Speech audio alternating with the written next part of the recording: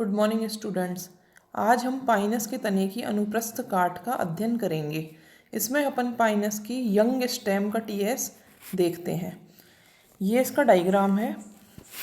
इसमें 3 भाग होते हैं मुख्यतः। सबसे पहले इसके बारे में देख लें अपन। जो पहला भाग होता है वो बाह्य त्वचा होती है, दूसरा भाग होता है वल्कुट और तीसरा भाग होता है रंभ। तो जो तने का अनुप्रस्थ काट होता है पाइनस का वो 3 भागों में बटा होता है, बाह्य त्वचा, वल्कुट व रंभ। ये 3 भाग कौन कौन से हैं देखें। सबसे पहले ये बाह्य त्वचा है। ये वाला जो हिस्सा है यहाँ से लेके यहाँ तक ये वल्कुट कहलाता है, और इस लहरदार लाइन से लेकर अंदर तक का ये सारा हिस्सा रंभ कहलाता है। तो ये 3 भागों में इसका तना बटा हुआ है। बाह्य त्वचा की बात करते हैं। सबसे पहले अपन बाह्य त्वचा, ये जो एपिडर्मिस है, एपिडर्मिस क्या होती है? एपिडर्मिस जो होती है एक स्तरीय होती है और क्यूटिन की सतह होती है। सिंगल लेयर्ड एपिडर्मिस पाई जाती है और एपिडर्मिस के बाहर क्यूटिन नामक एक पदार्थ से बनी हुई एक परत पाई जाती है। ये साधारण और सिंपल सा इसका एपिडर्मिस होता है। दूसरा जो भाग है जिसे अपन वल्कुट या कॉर्टेक्स कहते हैं, ये बहुत इंपॉर्टेंट पार्ट है इसका। ये यहाँ से लेकर यहाँ तक जो भी भाग है ये कॉर्टेक्स कहलाता है। ये वल्कुट या कॉर्टेक्स 2 भागों में बटा हुआ है। पहला भाग जो होता है वो होता है आउटर कॉर्टेक्स। ये बाहर वाला जो हिस्सा है वो आउटर कॉर्टेक्स कहलाता है। तो ये जो अंदर वाला हिस्सा होता है वो इनर कॉर्टेक्स कहलाता है। तो 2 भाग होते हैं। आउटर कॉर्टेक्स की अपन बात करें तो ये जो आउटर कॉर्टेक्स यानी जो बाह्य वल्कुट होता है वो दृढ़ोत्तकी कोशिकाओं से निर्मित होता है।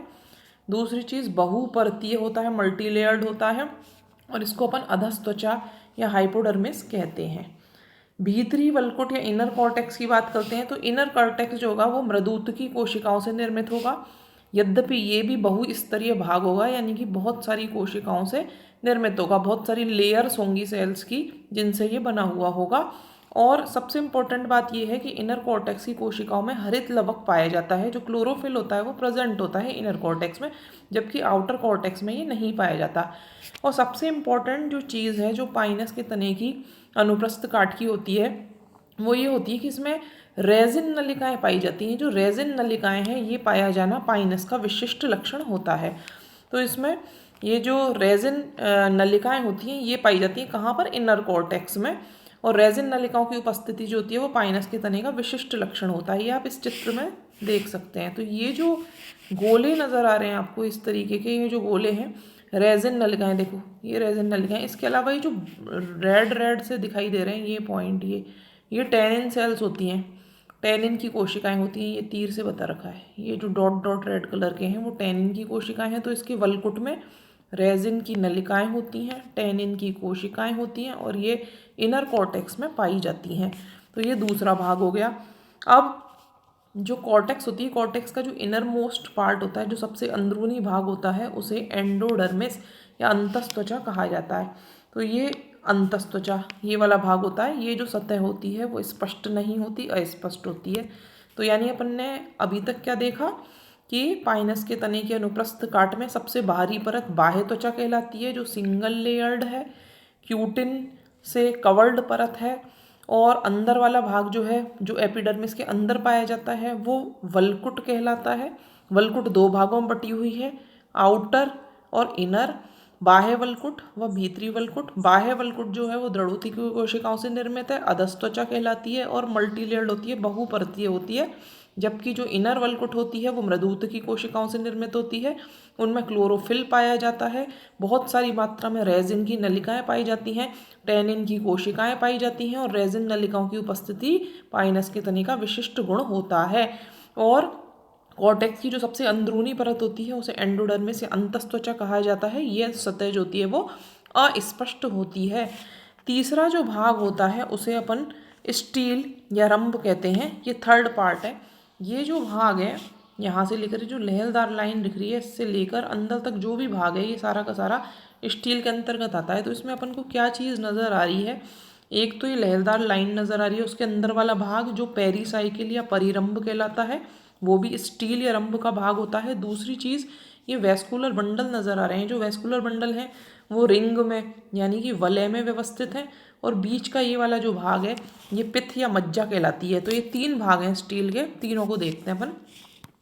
स्टील जो होती है उसका बाहरी स्तर जिसे पेरीसाइकिल कहते हैं या परिरंभ कहते हैं, वो मृदुतकी कोशिकाओं से निर्मित होता है, परिरंभ कहलाता है। ये जो सतह होती है परिरंभ की, वो अस्पष्ट होती है, क्लियर नहीं होती है।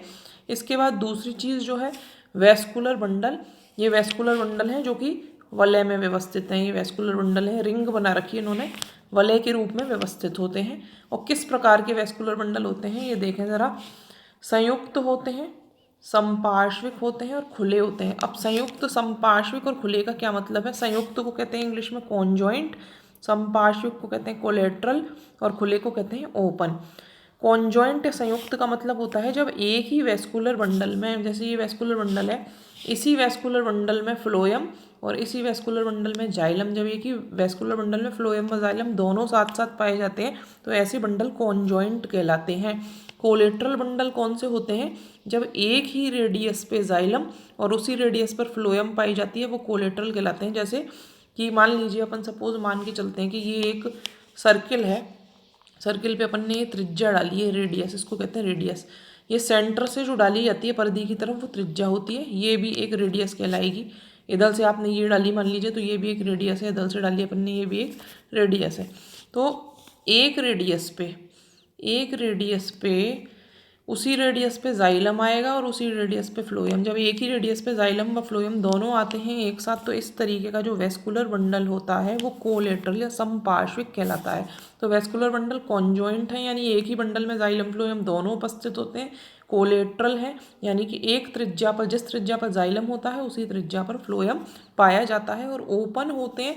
ओपन वैस्कुलर बंडल का मतलब है कि कैम्बियम, ये बीच में दिख रही है आपको, ये लिखा हुआ है कैम्बियम। कैम्बियम मतलब जाइलम फ्लोएम के बीच में जो उपस्थित होती है विभाज्योत्तकी कोशिकाओं की पट्टी, उसे कैम्बियम कहा जाता है। तो कैम्बियम जिन वैस्कुलर बंडल्स में उपस्थित होती है वो ओपन प्रकार के कहलाते हैं। कैम्बियम उन वैस्कुलर बंडल्स में पाई जाती है जिनके तने में आगे चल के द्वितीयक वृद्धि या सेकेंडरी ग्रोथ होनी होती है। तो इसमें कैम्बियम उपस्थित है, इसका अर्थ है कि सेकेंडरी ग्रोथ पाई जाएगी। तो अपन ने देखा कि ये वैस्कुलर बंडल इस प्रकार के होते हैं, चक्र में विन्यासित रहते हैं, क्योंकि सेकेंडरी ग्रोथ होनी है तो उसके लिए चक्र में विन्यासित होना ज़रूरी होता है। तो डाइकोट जो होते हैं द्विबीजपत्री, उनके तने के समान इनके वैस्कुलर बंडल भी चक्र में विन्यासित रहते हैं। इनके मध्य में मज्जा रश्मियाँ पाई जाती हैं। अच्छा, एक इम्पॉर्टेंट पॉइंट ये है, आपको हमेशा ध्यान रखना है कि जाइलम में जो 4 तत्व होते हैं उनमें से वाहिनिकाएं और मृदुतक पाया जाता है, लेकिन वाहिकाओं का अभाव होता है। जो वाहिकाएं जिसे आप वेसल्स कहते हैं वो एब्सेंट होती है। जिम्नोस्पर्म जो भी होते हैं उन सब में वाहिकाएं अनुपस्थित होती हैं। जाइलम में वेसल्स कभी भी नहीं पाई जाती हैं। केवल इफेड्रा जब आप पढ़ोगे तो आप उसमें देखेंगे कि द्वितीयक वृद्धि के पश्चात वाहिकाओं का निर्माण होना शुरू हो जाता है, लेकिन उससे पहले यानी पाइनस में, साइकस में आपको वाहिकाएं नहीं मिलेंगी, तो इसमें वाहिकाएं एब्सेंट होती हैं। प्रोटोजाइलम जो होता है, जाइलम के 2 तत्व होते हैं, प्रोटोजाइलम व मेटाजाइलम। तो प्रोटोजाइलम में वलयाकार और कुंतलाकार तथा मेटाजाइलम में जालिकावत व परिवेशित गल्त पाए जाते हैं। वलयाकार और कुंतलाकार कैसे होते हैं? जैसे ये वाहिनी का है इस तरीके की, तो वलयाकार स्थूलन ये इस तरीके के यू सर्कल्स बने हुए रहते हैं, ये वलयाकार स्थूलन है। और दूसरा जो कुंतलाकार कौन से होते हैं? ऐसे इस तरीके के जो स्थूलन होते हैं वो कुंतलाकार कहलाते हैं, स्पाइरल। इसके अलावा मेटाजाइलम में जालिकावत कौन से होंगे? ये मान लीजिए है इस तरीके से, तो जालिका यूं इस तरीके से, ये जो स्थूलन होते हैं जालिकावत कहलाते हैं। और परिवेशित गल्त माने कि पिट्स, ये पिट्स पाए जाते हैं। पाइनस की काष्ठ जो होती है यानी जो द्वितीयक वृद्धि के बाद जो जाइलम बनता है वो सघन होता है, और इस तरीके की स्थिति को अपन घनदारुक कहते हैं। घनदारुक 2 तरीके का जाइलम है, ये मैंने पहले भी बताया था आपको। एक होता है घनदारुक जिसे पिक्नोजाइलिक कहते हैं, दूसरा होता है मेनोजाइलिक जिसे विरल दारुक भी अपन कहते हैं। साइकस का जो जाइलम होता है वो मेनोजाइलिक प्रकार का होता है, विरल दारुक होता है, यानी कि जाइलम के तत्व बहुत दूर दूर स्थित होते हैं आफ्टर सेकेंडरी ग्रोथ। जबकि जो पाइनस का जाइलम होता है वो पिक्नोजाइलिक प्रकार का होता है, घन दारुक होता है, यानी जाइलम के जो तत्व होते हैं वो सघन रूप से व्यवस्थित होते हैं। फ्लोएम की बात करें तो फ्लोएम में चालनी कोशिकाएं या नलिकाएं, फ्लोएम मृदुतक और एल्बुमिनी कोशिकाएं पाई जाती हैं। लेकिन इसमें जैसा पहले भी आपको बताया जा चुका है कि सहचर कोशिकाएं जो होती हैं वो एब्सेंट होती हैं, सह कोशिकाएं कंपेनियन सेल्स एब्सेंट होंगी। तो जाइलम में वेसल्स नहीं पाए जाएंगे और फ्लोएम में सहचर कोशिकाएं या कंपेनियन सेल्स नहीं पाई जाएंगी, क्योंकि जिम्नोस्पर्म पादपों में नहीं पाई जाती हैं।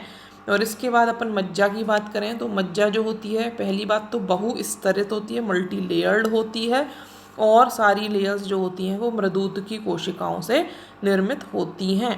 इसके अलावा जो मज्जा रश्मियाँ होती हैं, जो वेस्कुलर बंडल्स के बीच में जो पेरेन्काइमेटस जगह होती है कोशिकाओं से निर्मित, उसको अपन मज्जा रश्मि कहते हैं। तो मज्जा रश्मि जो होती हैं वो सक्रिय प्रकार की पाई जाती हैं। तो एक बार अपन इस डायग्राम से देखकर और थोड़ा समझ लेते हैं कि पाइनस के तने की अनुप्रस्थ काट अपन पढ़ रहे हैं। पाइनस के तने को 3 भागों में बांटा गया है। सबसे बाहर एपिडर्मिस, नंबर 2 पे कॉर्टेक्स, और नंबर 3 जो होती है वो स्टील होती है, स्टील जिसे अपन रंभ कहते हैं, स्टील।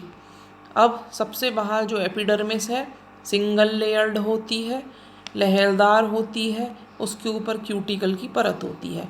ये बात हुई एपिडर्मिस की। उसके बाद बात आई कॉर्टेक्स की। कॉर्टेक्स 2 भागों में बटी हुई होती है, आउटर कॉर्टेक्स और इनर कॉर्टेक्स। जो आउटर कॉर्टेक्स है वो अधस त्वचा हाइपोडर्मिस कहलाती है, दृढ़ोत की कोशिकाओं से निर्मित बहुस्तरीय परत होती है।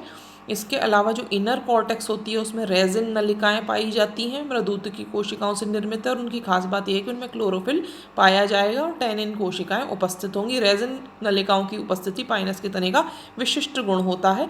और एंडोडर्मिस अंतस त्वचा जो कि कॉर्टेक्स की सबसे इनर मोस्ट लेयर होती है वो अस्पष्ट होती है, क्लियर नहीं होती है। और थर्ड पॉइंट जो है वो थर्ड है स्टील। स्टील या रंभ।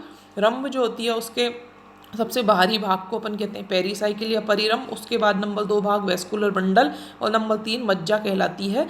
तो जो पेरीसाइकिल है वो मृदुता की कोशिकाओं से निर्मित है, वो भी अस्पष्ट परत है। वेस्कुलर बंडल जो है वो वलय में व्यवस्थित हैं, जैसे द्विबीजपत्रियों में पाए जाते थे। कॉन्जॉइंट प्रकार के हैं, यानी जाइलम और फ्लोएम एक ही बंडल में पाया जाता है। कोलेट्रल प्रकार के, एक ही त्रिज्या पर जाइलम और उसी त्रिज्या पर फ्लोएम पाई जाती है।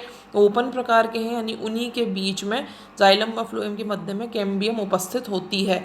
इसके अलावा यदि अपन पित्त की या मज्जा की बात करें तो जो मज्जा होती है वो मृदूत की कोशिकाओं से निर्मित होती है, बहुस्तरीय परत होती है, और वेस्कुलर बंडल्स के बीच में मज्जा रश्मियाँ पाई जाती हैं। तो ये जो हो गई ये पाइनस के तने की अनुप्रस्थ काट के बारे में हो गया। अब इसके बाद अपन आगे इसकी द्वितीयक वृद्धि के बारे में पढ़ेंगे। Thank you.